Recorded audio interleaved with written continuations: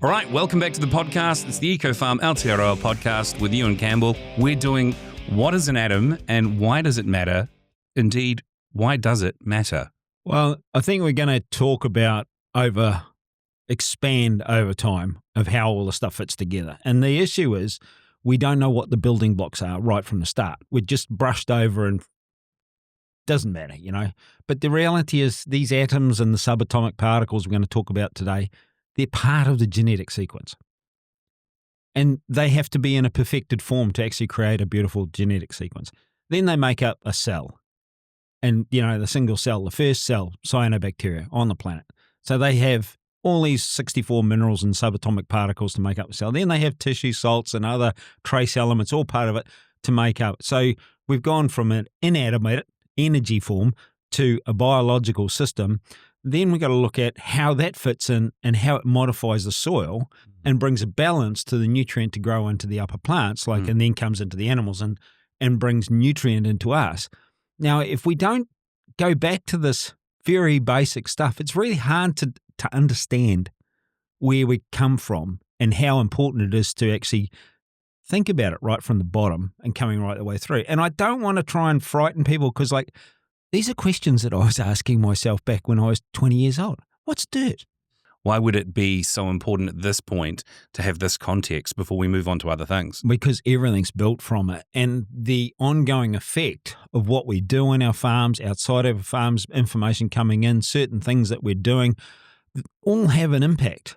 And we're brushing over it really quickly with NPK and S science, and then want to make genetic modification to change to it. And we haven't even come to grips with our original format of how the stuff started in the beginning and why perfection, or as best you possibly can, results in healthy farms, healthy profit, healthy customers, which is ultimately what we should be doing as farmers. All right, but I mean, if we're going to talk about atoms, can you promise me that we're going to draw this back into something about livestock or health of the land? Absolutely. But I mean, the simple part about it is that we get caught up in people that are making this stuff. It's their specialty. And so you ask a quantum physicist about an atom and you'll understand nothing. You know, I'll sit there and go, yeah, I got a part of that, but yeah. Well, why didn't you say that? Oh, that's just the name for that. And going, oh, why didn't you say it was a proton to start with? Or why didn't you just say it was this? Well, that's not the language we talk. And so all I'm trying to is bring it back to a language that we can understand. We don't need to be rocket scientists. As I've said, rocket science is just a controlled explosion, and oxidation. So basically, we're just trying to make it simple. But I want to make it that people can learn this stuff so that they actually, when they're contemplating doing something on the farm, they can actually, that's not a good idea. Or, that's a really good idea. Mm. And so they can start to really make great decisions and produce great food. Okay. Well, if I've got a couple of questions that I've noted down for this. If all atoms are made of protons, neutrons, and electrons, how does their arrangement make the difference between healthy soil, minerals, and depleted soil? Well, we could go forever on this one, Stephen, because basically, every element is just made up of a proton, a neutron in the nucleus, and an electron spinning around the outside. Mm. And the element is merely determined by the number of protons in the element, which tells you whether it's carbon, copper, carbon has 6 protons. Mm. So what we're looking at, and it has an atomic number of 12, means 6 protons, 6 neutrons, but it can change. And so these are the things that we need to be aware of. This is just what determines an element, is the number of protons inside the middle of an element. They're tiny. I haven't seen one lately, except a conglomeration of them. Just people as a collection. Yeah. So it's really important, to understand what it's made of, but really it's just an energetic form come together to give you a mineral in the soil that is required for plant growth. And we'll go to some of the numbers later on to see how infinitesimal some of them are and how enormous others are in their requirement in the soil. Well, why should farmers care about the complexity of this right now? Because, someone's listening to this out on the farm and they might be thinking, all right, I get it. Everything's made of atoms and protons, neutrons, and electrons. Where is this affecting my farm right now? Okay, so the complexity of it. So the single cell bacteria or whatever, cyanobacteria. It's a plant and it's a photosynthesizing bacteria. Yeah. That's the original plant form or biological life on the planet. Mm. And basically that's what it's built of. Yeah. Okay. And so inside of that, it's got 64 minerals and subatomic particles to make up a DNA sequence. Mm-hmm. And then it's got 12 tissue salts, which is the major minerals that actually have a function in the cell function. And then it has all these trace elements that have other functions inside of those functions. Okay. Now, they are the ones that photosynthesize, bring the carbon in the soil. They actually create the soil if they're functioning properly. And then they create they create the nutritive available products for the plant growth from there. If they don't go through their process, you're going to spend lots of money throwing other stuff on.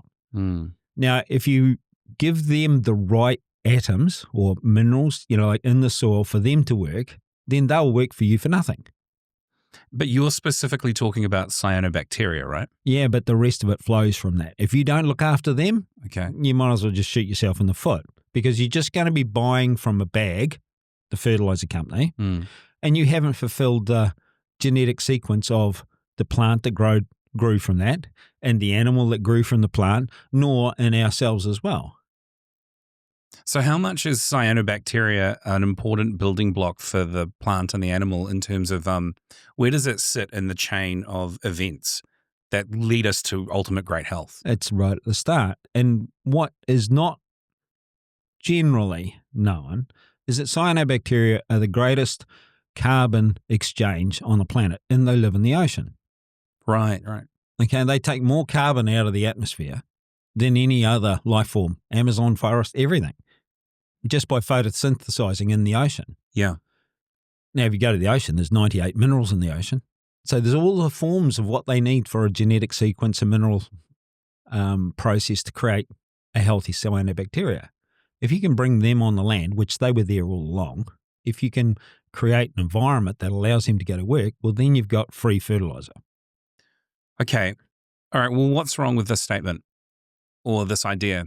Why don't we just grab ocean-based products and chuck it on the land? Well, we've got to get the minerals in order on the land so that they are in a form and the quantity so that cyanobacteria can go, cool, I can work on that. So what we're looking at soils is like we look at these different atoms. Like if we've got too many aluminium atoms, the cyanobacteria will die. Right. And so we see this in soil tests, but this is like where you just look at an aluminium going, it's in Sorry, it's kind of dawning on me. So just too much of anything is also a really big problem. So you can't just take my simplistic thought of, let's just get a bunch of this product and dump it on the land because it is so untailored. Yes. Yeah. And that's why when you're doing these soil tests and everything, well, what we're doing and really delving into the nutritional value is in the soil, what the minerals are available, how do we look in the plant forms and plant herbage tests and that sort of stuff. We need to see all of these numbers and go, yeah, we're short of this, we're short of that, because they're limiting factors. But if you put a bunch of too much stuff on the land, I'm sure I get like aluminium's really toxic and stuff. But well, what if you put a bunch of trace minerals and a variety of abundant minerals on the land and you've overdone it? How's that really a problem? Because it'll get used later, right? Well, not necessarily, because if it's in a toxic quantity, well, then the biology won't function. So these are why it's really important to get it in a So nice, even supposedly good stuff can really hamper activity. Absolutely. That's a bit of a mind opener for me, at least. Well, it's accuracy. It's like just because it's good doesn't mean more's better. Yeah. I mean, in the past, most people in agriculture will know that if you put the molybdenum on, it's great. Makes clover nodulate and brilliant nitrogen. But if you put too much on, it's a disaster. And I'm only talking grams per hectare when they say too much. Like 50 to 60 grams a hectare can be too much. Right, and this really speaks to the topic of the appropriate absorption rate as well, right? Absolutely. And so that's what I'm saying is that, there is a biological process in the soil that reacts to how the environment that's there and the productive capacity. So it's really important to get these atoms in the soil in the particular format so that biology will survive. And this is where I get really mad about how science has said, oh, that's all greeny woo-woo shit. You talk about fungi species and all that. That's got nothing to do with it. And I say, you try and live on this planet without fungi and bacteria. Yeah, good luck. It's surprisingly important. And mycelium and all the connective stuff is something that I'm coming to learn about. Is incredibly important. Ewan, can I just get you to tell me why you've written that at the bottom of the slide? The particles that make up an atom are made up of even smaller subatomic particles, because where are we going with subatomic? Well, this is the step I want to take you one step back from the protons, neutrons, and electrons that make up an atom, is the subatomic particles have a charge as well. Okay. And these subatomic particles can make up protons, neutrons, and electrons, and they call them quarks and subquarks, and it's like, oh, well, whatever, I don't need to know this stuff. But there is a really important factor in this in regard to some work from a guy called Walter Russell in the importance of these subatomic particles and their charged particles and the effect it has on DNA. I mean, you got to look at how fine these tiny little particles are in the charge and how they align themselves. So we'll look at that in the next podcast. I think we're doing on the genetic sequence. And so this is the platform that I need to just go, let's get up to here before we can go to the next part. So this is really important context to follow on, and you'll be glad you took it in. Absolutely. And this is like, I'm trying to educate on what took me 25, 30 years of travel. I don't know how many books I read, how many people that I interviewed, how many people I chased around, how many things that I've done to sort of like, I see what they're talking about now. Yeah. And so I'm trying to simplify it as what has been a huge learning curve for me. It's not just a little case of, I went to university for 3 years and I know lots. It's like, it doesn't stop. And on the farm, you're a continual university. It's just continuing. You're facing these different aspects that change. And certainly when you're in business like we are, you're looking at so many other farms and go, why did that happen? Why did that happen? And people start to dive, oh, we did this. That's funny. That would give you an incredible perspective, which is ironic because I have that up on the screen, but for a different reason. And I'll just use that to segue because you and take it from there because it's a bloody great football game. But like, if you can imagine in the middle of that football that all those people are standing around and that there was actually a football there in the middle of the stadium. Like an actual little small one. Yes. Little wee teeny one. Now, in a hydrogen atom, which is the smallest of the atoms, the proton would sit in the middle of the football field, which is the football, okay? And the electron is going around the outside of the stadium. That is the context of energy and space inside of these whole processes. So we're actually only looking at energy and this issue of like, what the hell's going on? This thing's going around, and it's going around that fast. It's created an illusion or a hologram that's actually real. It's solid or whatever, but it's actually, there's that much energy. Now, it's been postulated, and I only say this, but like protons and neutrons are surprisingly heavy. They say that if you had a 4-liter bucket of protons and neutrons, it would be the same weight as Mount Everest. Wow. Yeah, that's incredibly dense. Is that the? Yeah, well, that's you imagine putting it on the ground, it disappeared out of the joint. That's the sort of context that we have to get into. Is these particles are incredibly heavy, but they've also got an amazing charge, and all the electrons spin around them, and they have this, and then they have an ongoing effect. But each atom, when they come together through this process, then has a particular harmonic which they hang out together. Right. So when you put the overlay on it, it's like these electrons are spinning around all over the place. Except there's a lot of space in the middle of all that. Yeah, and in the middle in our graphic, we've got the small parts of the center of the atom there, the nucleus. But imagine it's really only as big as an actual small soccer ball. Yeah, and if you took that to the relative context of the size of a stadium, that's how much space is in between the protons, electrons in the nucleus, which is a ton, just a huge, huge amount of space. Yeah, but see, what I can say with this now, most farmers, if we look at this, just think about this in the future, but most farmers know that, like, if they start a PTO drive up on the tractor, or if they have a centrifugal clutch and it's out of sync or it's got a bend in it or something like that, it starts to wobble and it starts to get all out of control. Well, just keep that in mind, because it's important that these things run properly, just like your PTO drive or your, like, they need to run smoothly in equilibrium. Yeah. We don't want the wobble. The wobble causes problems.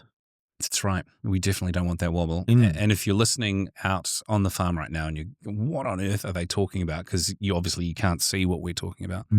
We're looking at the symbol of an atom and its protons, nucleus, and electrons, and the sheer distance between them, that relative to the size of a football stadium, it'd be like a soccer ball in the middle and the electrons zipping around the outside of the stadium. That's the sheer distance. That's right. And so what I'm trying to point out here is, like, if you put it into context of farming terms, if you put the PTO on and it's got a bend in the shaft, she starts to vibrate and things start to go wrong. And so, you went round the corner too fast when you were mowing the hay, you bent the shaft on the PTO shaft and you didn't fix it. Next time you get it, go and crank it up. Oh, shit.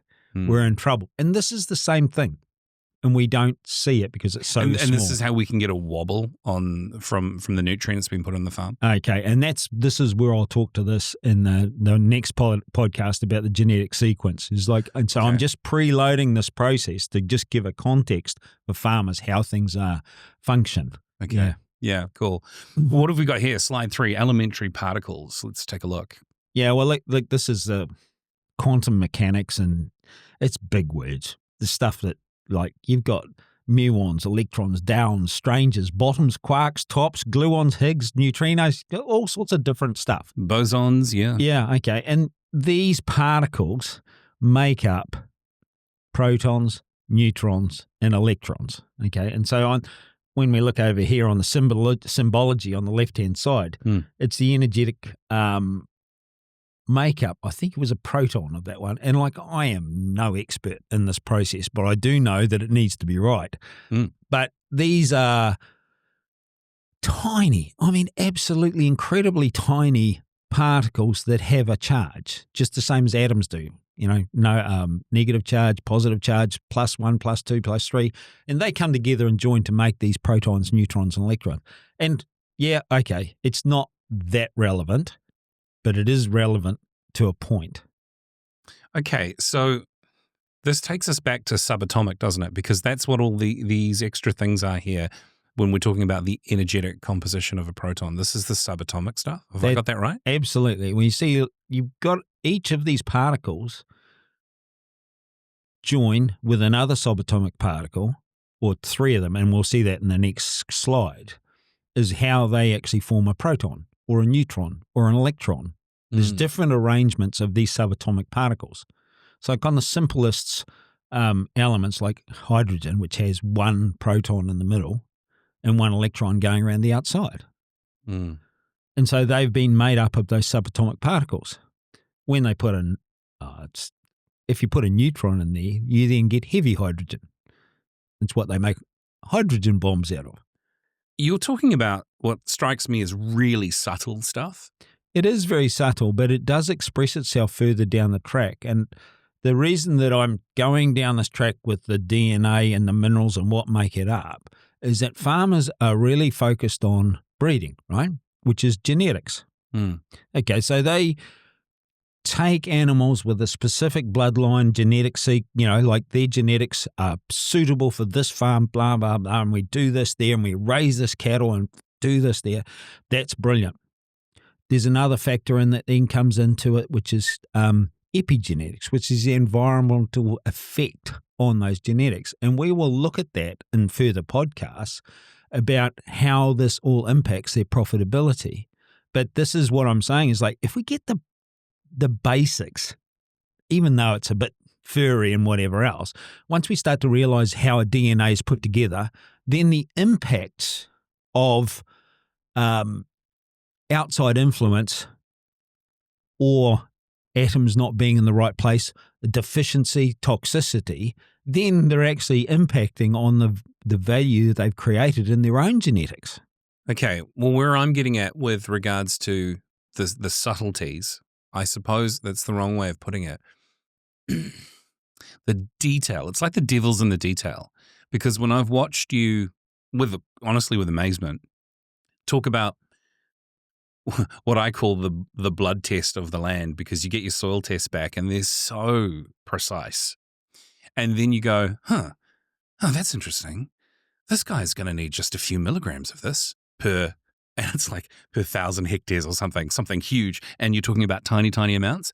So it starts to make me become aware that you have an understanding of this tiny little adjustment that just brings everything to life. What? Can you speak to that? Because I still want to pull it back to crop health, animal health, vitality and production on the farm, you know? It's called limiting factors. Okay. Okay, and if you've got a beautiful Swiss watch, one of the old ones with all the sprockets and cogs and everything in them, fantastic. And there's a little weeny cog right down in the middle. And if it's broken, nothing works. And that's what we're talking about here. We often ignore that, eh? We often just go, that's not the way it works. We're trying to hammer everything. Well, you're trying to fix that tiniest little sprocket with a sledgehammer. Yeah, right. And not only that, it's like the only tool you've got is a hammer. Yes. And every problem's a nail. That's it. Because that's all you've got. That's all you got. We've got to have more tools. Absolutely. Yeah. And the tools are education. The tools are available. The minerals are available. Changing our thinking is available. This part up here, we need to just think, okay, we can think a little bit different. So it's about giving information to people to go, okay, we can think a bit different about this. It's all right. I think we deserve an example of a little change that had a big difference. Well, sorry to put you on the spot. No, look, there's a bazillion of them. For instance, we see in Taranaki, we have copper at around 35 to 50 parts per million in total, which is a lot. They show up in the soil test and they got 3 parts per million, which is brilliant. But your sheep are dying of copper deficiency. And so you add a kilogram of 1% selenium, so you're 10 grams of actual selenium per hectare. I mean, that's a teaspoon. It's nothing. It's nothing. A teaspoon per hectare. It might as well be subatomic. That's right. Yeah. But you add 1 teaspoon per hectare and the copper deficiency goes away. Amazing. So that's the context of that's the tiniest little sprocket that actually you put it into gear and it worked. Yeah. And so that's why it's so important to get these things right. So this is the showing how the neutrons and photons and that come together. They're all, it's a gobbledygook language made up by funny people with baryons and pions and kaons and you know. Let's give some context to what's being seen on screen here for people listening, I should say, from their podcast app. So it says on screen what makes up protons, neutrons, and electrons, and we see an overlap of a chart that talks about bosons, hadrons, and fermions, and how while they're separate things, they have an overlap with each other. Yeah, so when they're bound together in the particular form, they make neutrons, electrons, and protons. Oh, okay. Cool. Right. So it just depending on which way they're bound together, they make up one of the 3. Okay. So then we've got the subatomic particles. Now we go to a particle. So the electrons, what's the best way to explain them? They go down your electricity every day. There's electrons everywhere. Yeah. We got power. This is only running because we have electrons zooming around us all over the place. Yeah. And they're not part of an atom at the moment, or they're being passed from one atom to another through the copper. Whee! Energy transference. That's it. It's happening all the time. Okay. Yeah. Yeah, thanks. That's.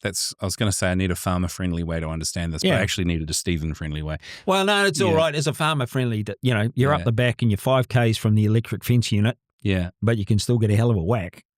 All right, so let's put that in another context of, because you're talking about sheer distance of electricity traveling on the land, but let's put it back into energy transference from feed through to vitality or something like that. That's all about nutritional makeup and the combination of the minerals to go with carbohydrates and the fats and everything. And that's coming further down the chain, big time. But, I mean, we want to get to this platform of this beautiful pyramid that was created in nature that we haven't got enough, we haven't cognized enough. We haven't got enough foundation here. No. So what we're trying to do is build this foundation of this pyramid in, a gentle way, and don't get too caught up in it. Just understand that atoms are made up of three things: protons, neutrons, electrons. Those are made up of even smaller particles called subatomic particles. Bang, they all have charges too. Cool. That's good to know. Let's move on. That's basically where we're going. All right. So let's take it to here then. What's making up these protons, neutrons, and electrons? Why every atom is made up of protons, neutrons, and electrons? Why does this matter right now? It matters because every matter in the world is made of this matter. This is a very serious matter. Yes, it is. Well, I'm getting tripped up a little bit here. Honestly, it's getting a bit to my head, and I need you to help me bring it into something I can really relate to. Well, this is the thing. You take a singular atom, and then you make it with another atom because they have electrical charge. Okay, it might be a negative charge, a positive charge, or no charge. So each of these atoms have a relationship with other atoms. So if you look at calcium, right, it has a beautiful relationship with carbon and oxygen, is calcium carbonate. It's one of the most prolific products on Earth by biology. It's always formed by biology, and it's formed through shell production, generally in the ocean. That's how it comes about. So a biological form created a combination that sat together in a rock or a shell that formed into a rock, and then we go and take that and put it on the land. So we never realised, or most people don't realise, I love going into lime quarries because they have most fantastic little creatures and all sorts of things that you can find in there. But what you realise is it had to be living first to get into that format. And this is the basis of why I'm sort of going through this thing, is all of these atoms and whatever else have to go through a biological system to come into a format to be utilised for us in agriculture. If you don't do that, you don't get it in the form that you require.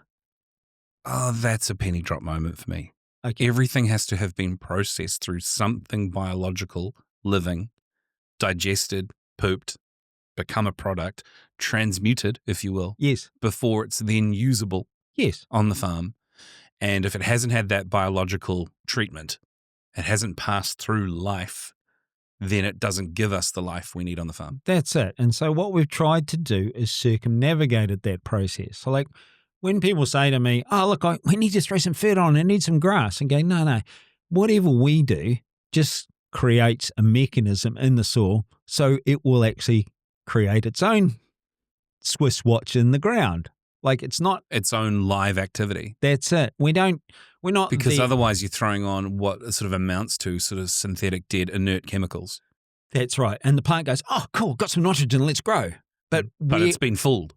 It has, because where is the rest of the nutrient that it required to go with it? Where is the 0.2 of a part per million of selenium? Where is the 10 parts of copper? Where are all those things? You've thrown that bloody hammer at me again. Yeah. And you said, I'll give you the nitrogen. Go, but what about everything else? So this is sort of that same idea as you giving me a bunch of macronutrients, but not the micronutrients? Yes, it's the same thing. You've got to work out what the biology in the soil needs to turn it into a form that actually will go to the next stage of life. And in the ocean, I keep going back to this, but it's totally valid. When you go to the poles in the springtime, they are frozen sea ice. It's minus 40 degrees Celsius. But as it dissolves, it defrosts, you get this explosion of life. And it starts with cyanobacteria.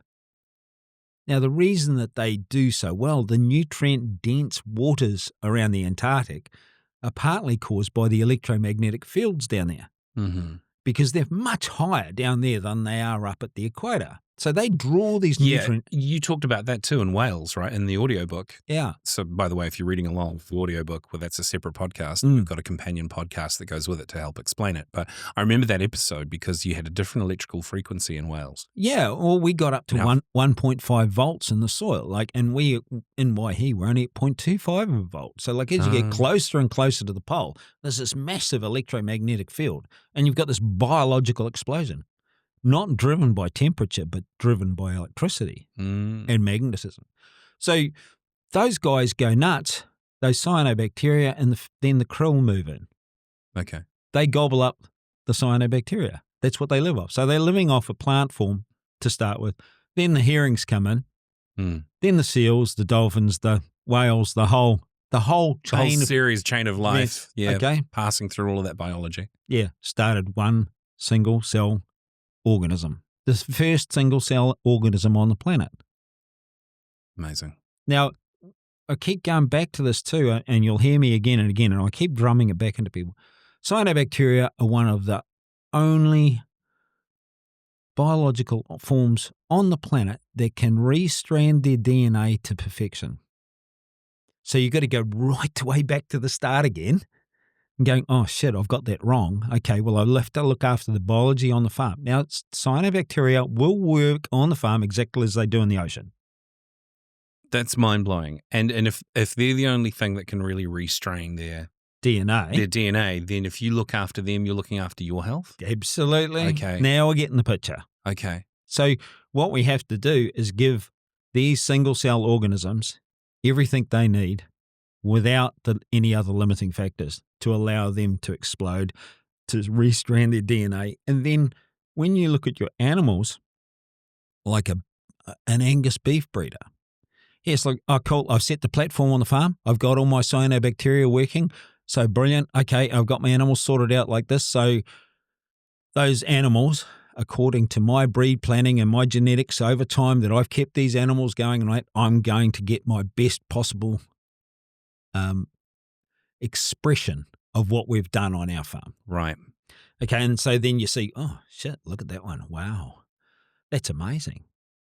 So now we've got a better product. And so the guy that goes and buys that bull, he can go, wow, I bought that. I've got to sort my farm out so that the cyanobacteria that fits the genetic sequence, so I'm going to get that absolute performance as well because it's based on this whole platform of being right, correct.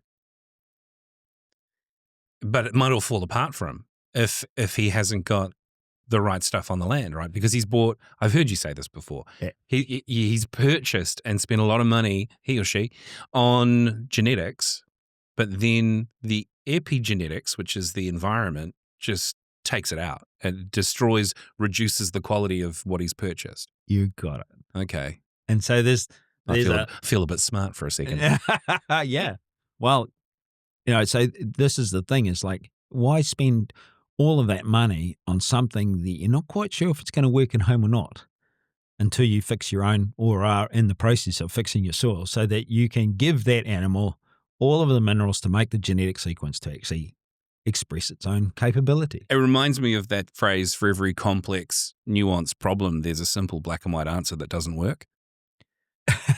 Right? Because someone's gone, oh, I know, I'll just buy this bull. I'll just purchase these genetics. Simple. Yes. Problem solved. Yes. And then the nuance of the problem is still there. And now the epigenetics and the lacking mineral deficiencies and the electricity disturbance on the land, a whole range of raft of factors come into play, and your simple answer simply has failed. Yeah.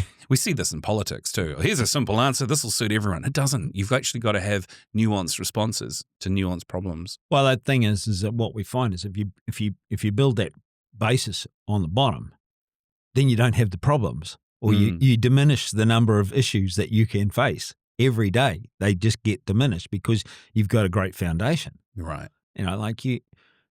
Look what they did with the Leaning Tower of Pisa.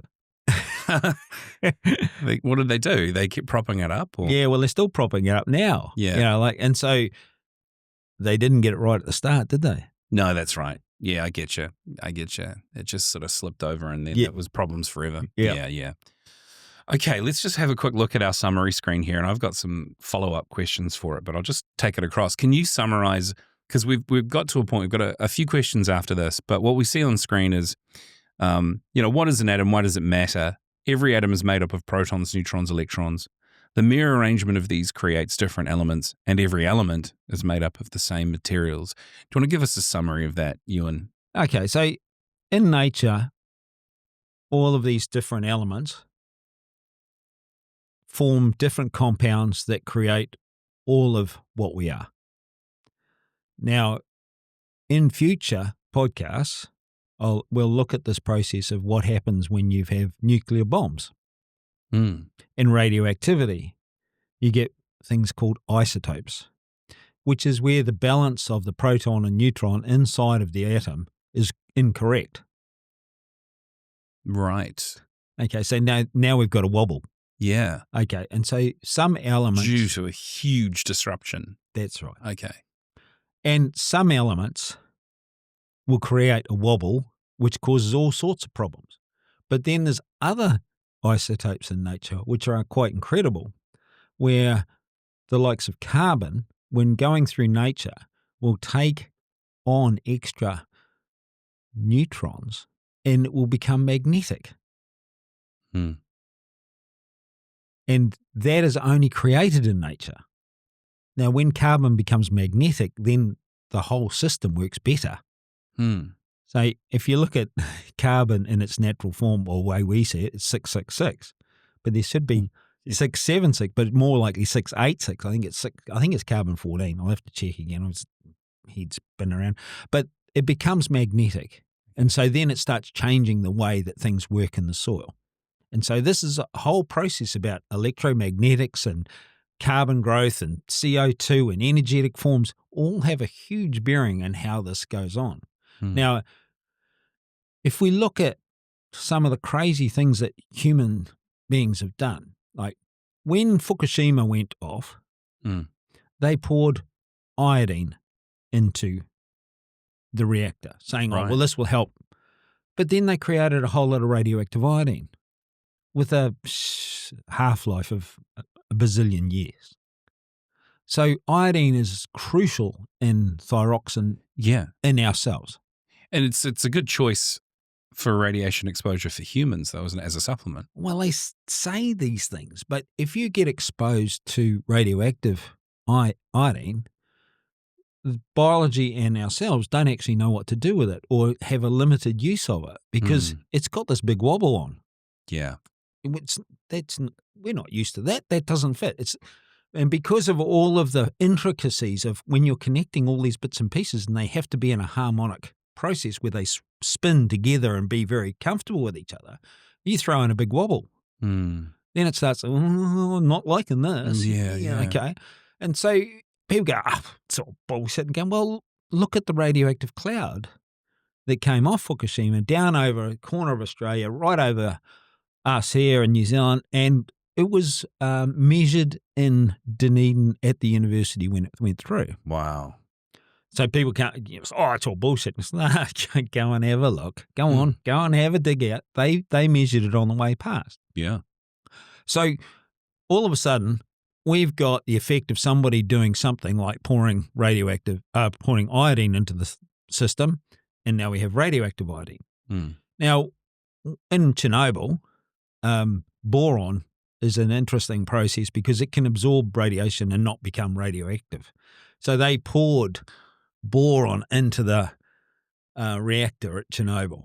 And what was really interesting about that was that when they brought people in and truckloads of boron and tipped it in, they were paying these truck drivers fortunes because they thought they were all going to die and they were just going to do it for their family and they were going to give their kids all this money and they were going to live a better life. Yeah, until they died, which wouldn't have been long. Yeah, but they all lived. Yeah, because they were covered in boron dust. Amazing. Yeah. So... yeah, and bugger the PPE, right? Because I'm going to die anyway. Just let it hit me. Won't be long now. Yeah. And it turned out it protected them. Yeah. Where's that money I gave to the kids? I could use a bit of that. Yeah. Yeah. Okay, so these are the things that we need to know, understand, come to grips with, is that we're right from the very beginning, if we're building something, build it in a format or let it build itself in a format of magnetic and resonance and octave beauty that actually can express itself as it should have done, because nature did this. This is no accident. Like this idea of genetic modification going, really? Do you know how this works? Yeah. You're just throwing in something that gives a wobble. Yeah, they're just messing with frequencies. Yeah, and they don't want us to know that this has been so well researched. It's been so long a period how all this came together that they're trying to negate that sort of stuff, because if it doesn't have a commercial bend on it to make money out of it, well, we don't want to know. We can't control the population if they're all healthy and they've got all this stuff going on. Yeah, when have we seen that before? Quite a bit in history. Totally. But if you see what I'm talking about, the end issue is that if you look at where the greatest civilizations arose from, they always started in the river deltas. Yeah. And the reason is that there was all the sea minerals and there was all the silica coming down from up the river, all these natural processes, they flood irrigated, and they had incredibly healthy crops, healthy people, but we get to issues as over time you degenerate the soil, do things wrong, like with Romans, they got lead pipes and they're fools, yeah, okay. And so in Angkor Wat, they did the same thing. As you neglect your nutrition, your society will fall. There's no doubt about it. I mean, and we are driven by... Can I say that's your epigenetic sort of... Yep.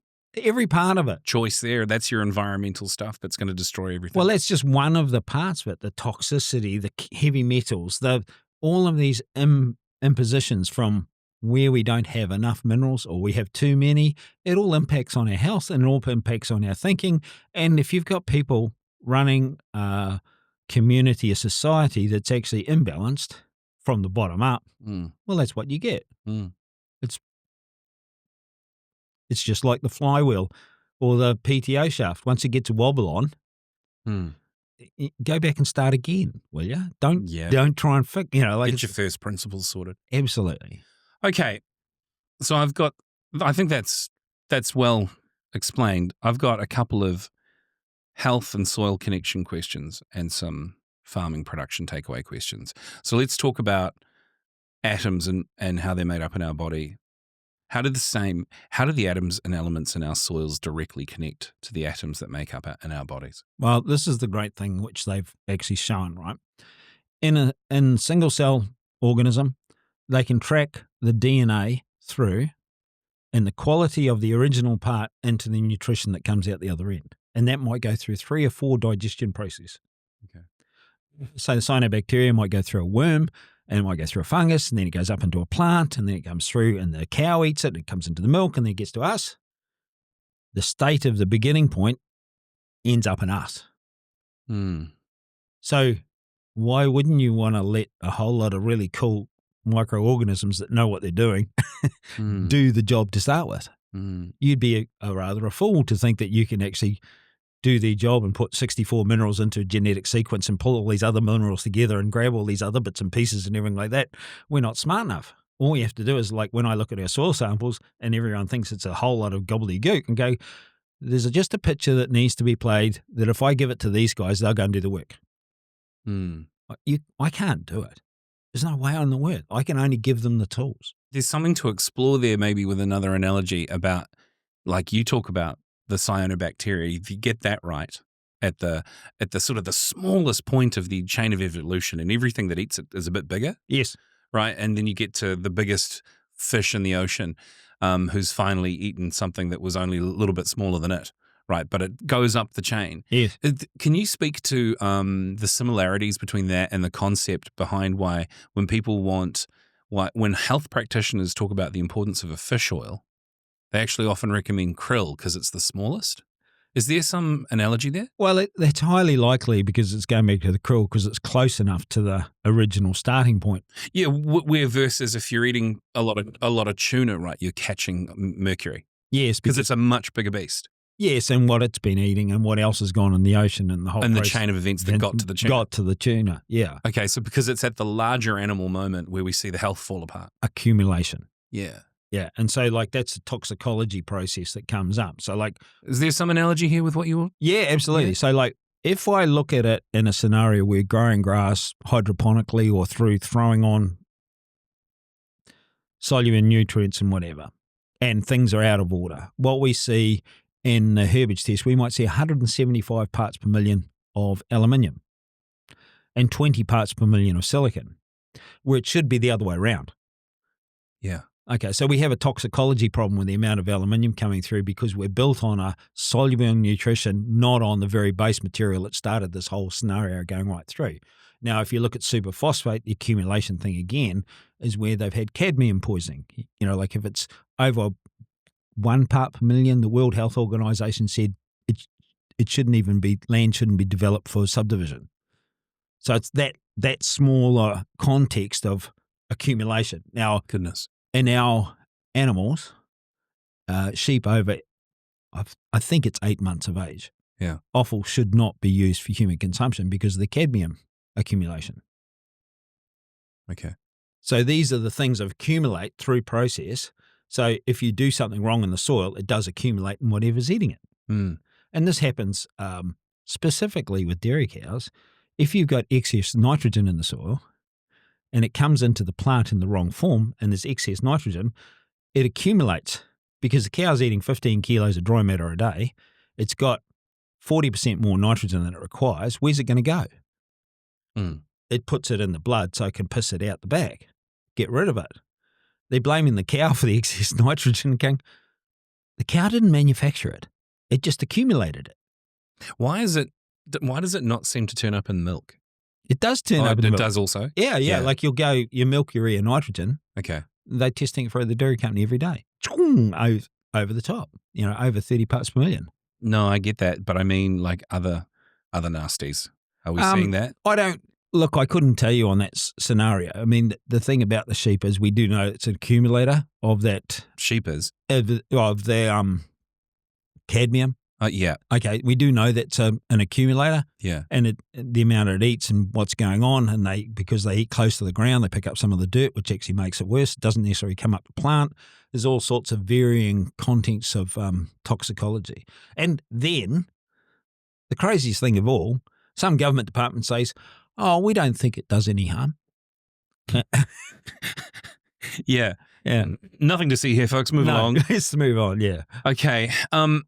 Is it fair to say that a farmer's health is linked atom for atom with the health of their soil? And how on earth could that be if they're not? We had this discussion in the book. Remember I was telling you about going to different parts of the country? Yeah. And differing soil types and differing types of people that were on them. And it's in the book. So it is. This is your audio book, An Eco Farmer's Discovery. Yeah. Yeah. And so what we're looking at is like in certain parts of the country with different soil makeups, like, North Canterbury had high limestone and had phosphorus in it as well. You can see the green fleckies parts of it. Unusual to see that. But the people that this is going back, I just got to go back a generation, okay? Mm-hmm. These are guys that are before my time. Well, no, not before my time, but like they're a generation before me. And these guys are great athletes, became All Blacks and all these other people, and I won't name them, but like I see where they grew up, and they grew up off the land. They grew up from what they were eating off that specific land.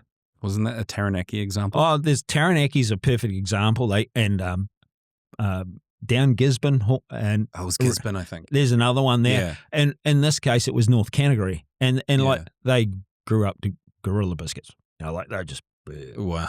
And this gorilla biscuits. Well, this is the calcium phosphorus. Yeah. Bone growth. The expression. So in that regard, the genetics, the epigenetics responded to what we were growing from in that place. And then if you go down to Taranaki and you look at the soils that came from that mountain, there was an expression of athletes. And they were big athletes too, but they were fast. And there was little guys too that were quick. So their expressions, they were quick people. And then you go over to Poverty Bay, you had a different type of a long, sinewy sort of people coming out. It was really amazing. And if you look at all these aspects, you go, And the connection to their farms. yeah. Yeah. And the epigenetics from that. So that's the expression. But surely this would speak to people eating produce from their own farm. Absolutely. But we don't do that anymore. So that expression that I got to see. Well, while that's probably obvious, I've started to hear about people that aren't eating produce from their own farm. Oh, Like, what's going on there? I mean, that's what? they don't have pride in their own farm. Yeah. And that they actually know they're doing something wrong, but they haven't fixed it. And so they don't. They're basically, it's like they're living in a city because, you know, like people living in the cities who don't live on farms, they've just got to get it from the supermarket. It's like a sort of a disconnection or a divorce from where you live if your source of food is coming from packaged goods that have arrived in a supermarket and you aren't even eating the beasts off your own farm. What is that saying? Well, You know? yeah, we admit we've got it wrong. And so, I'm a prime account. While we're at home, we're trying to eat, we just eat everything from off the farm in the garden or whatever else. I mean, we go out an awful lot because we're traveling all the time, which is, a bit of an imbalance. But, these are the things that it's really amazing that we don't have big pride. But maybe more of a modern phenomenon. yeah, well, that's what I'm saying is like when you go back and look at what happened, those people on those farms, when they were growing up and their parents were feeding them, they didn't have any choice. They didn't have a supermarket. No. This is how it is. Yeah. Yeah, food didn't have the travel on it, did it? No. We've got another one here. How does soil depletion at the atomic level translate into nutrient depletion in the food that we eat? Right. So that's the part where I'm talking about now. Like if you look at, say, just a simple equation. If we want to get enough calcium in the animal to grow some strength, okay, we need silicon in there. So, but if we don't have that right, so our 150 parts per million of aluminium and 25 of silicon, well, that won't promote calcium uptake.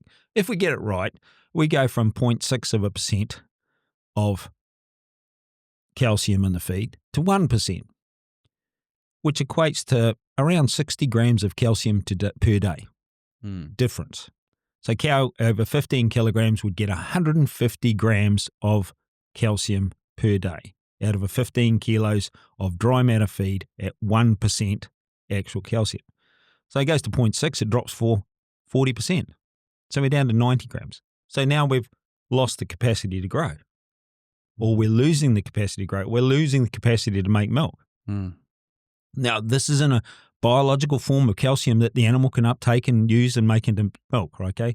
Say you try and supplement it with all these dry products and going, no.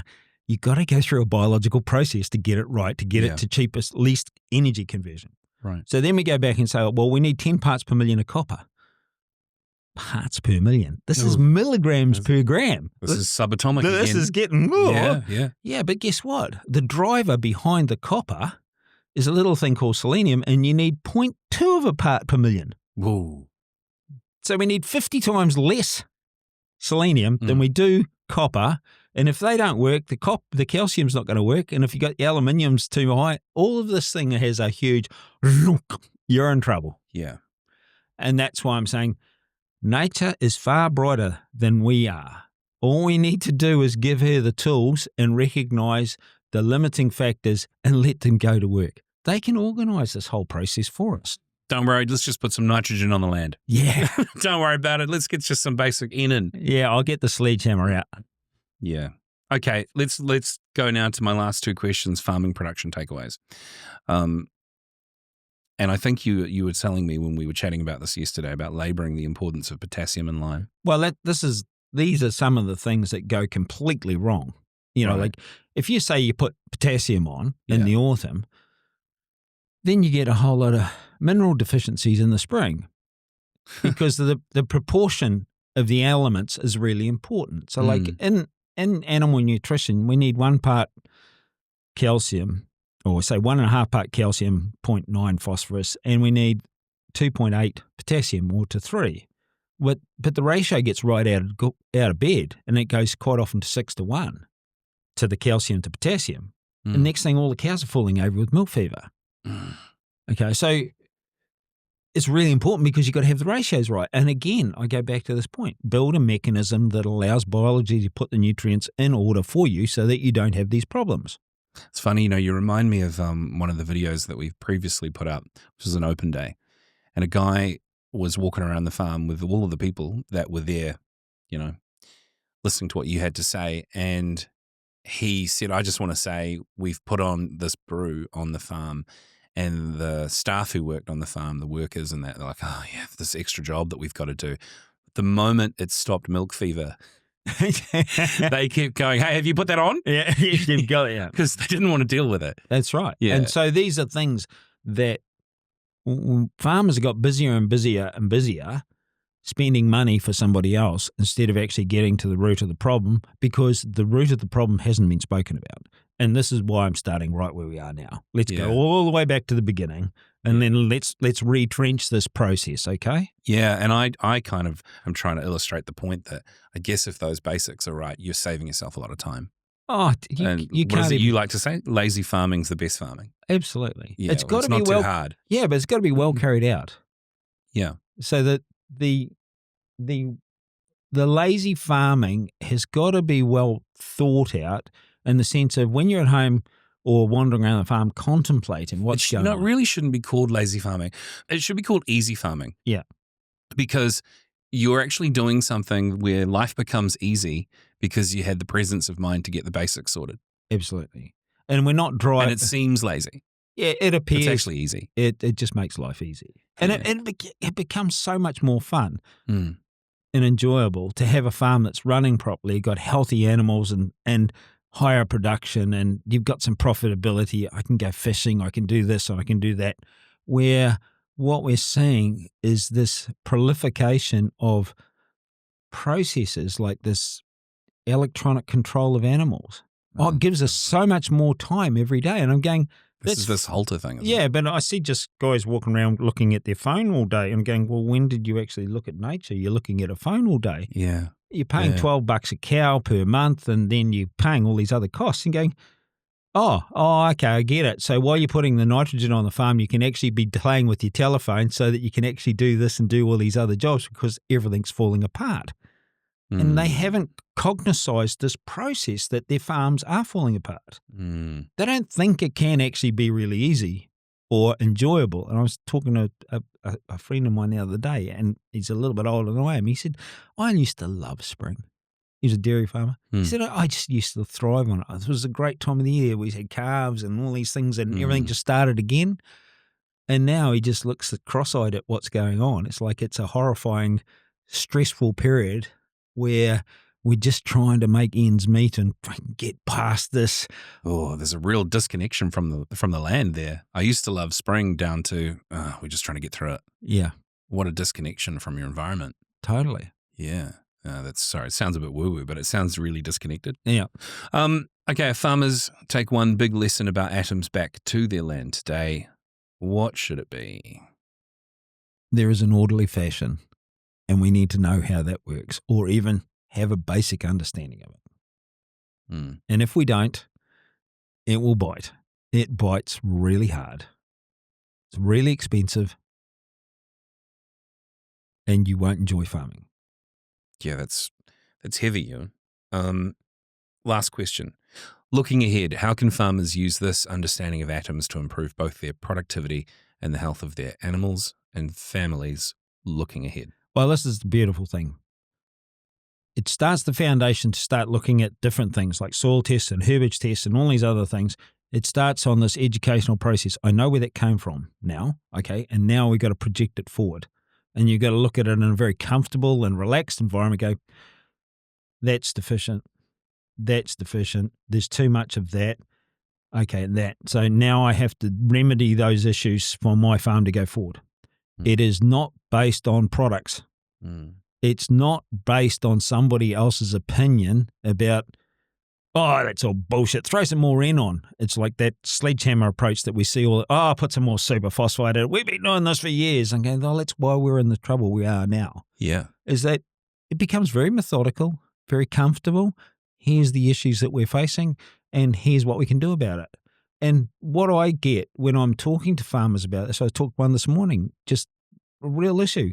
Massive amounts of copper in his soil total. He was going to put some on with some lime. I said, you don't need to. The problem's the selenium. You got 30 parts per million in your soil. and you got 0.2 available. It's not a copper deficiency, it's an availability issue. Mm. And so then I go, look, there's an aluminium problem. Your biology won't work in here because you got too much aluminium. Okay, no one's ever talked to me like this. I know, because there's no product. The first thing I said to him, on this part here, you need to go and put some lime on. Oh, okay. But where do I get that from? Do you supply it? And I said, look, just get it from the local supplier down there. It'll cost less. It'll get your farms. First, we can deal with that. Now, give me a call and I'll get the other part sorted. Mm. But that's not what's going on. It's like we have to sell shit. We've got to, and it's brutal. Mm. And we don't actually end up with a good product. And that's the part where I suppose 15 years in the meat industry, where we saw what we did on the farm expressed itself in the meat every week. Mm. Absolutely every week. And so you got to see the start to the finish. Yeah, having that experience that you've had where you owned Cambrian meats and having been a farmer your whole life, that's a really interesting perspective. Well, I only started it because I realised that we could grow a better product. But over that 15 years, it was part of the whole scientific understanding. You know, what made that work? How did that work? Oh, that amplifies that. Oh, God, that didn't work. And so you were seeing things out in the paddock, which was animal health issues. You're going, oh, that's not quite so right. And then you keep modifying and moulding and sorting things into place until you realise, like, all we're doing is giving nature the tools to let it do its own job. Yeah. That's all we're doing. I think it's a good place to wrap it up. Next episode on this series is going to be about minerals and the genetic code in the next podcast. So looking forward to that, Ewan. Awesome. Yeah, no, I am too. It's starts to bring this foundation into the next level. Nice. All right. See you there, guys. Cheers.